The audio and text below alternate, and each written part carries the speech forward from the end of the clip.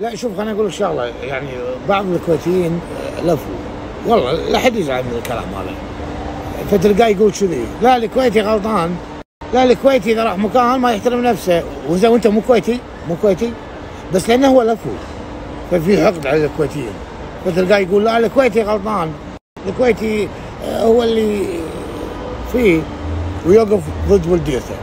فبعض المرتزقه اللي طلعوا وقالوا ان الكويتي غلطان، لا خليني اقول لك شغله، لنفرض ان الريال غلطان، كان يفترض فيه هو يكبر عقله، يقول خلاص ريال كبير ومعاه بنات، حتى لو معاه ولده معاه بنات، بس لانه هو ما عنده شرف، هو لو عنده شرف كان عارف شنو يعني معاه بنات وعيب، خلاص خله ياكل يمشي لفها. انما تكبر الموضوع الى ان ينطق الريال قدام بناته، يعني صح هذا المنظر يا عيال الكلب، نعلت الله عليكم والله.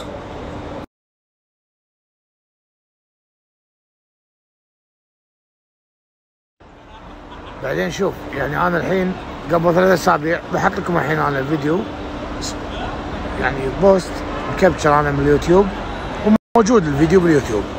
قبل 3 أسابيع انا قلت تعالوا مصر كسياحه افضل من تركيا، ليش تروحون تركيا؟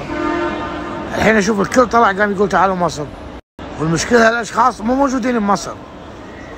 زين وينكم من الايام اللي طافت من قبل اشهر؟ ما قلتوا، ما طق من قبل صاير بتركيا، وينكم ما طلعتوا قلتوا تعالوا مصر؟ شوف العبط.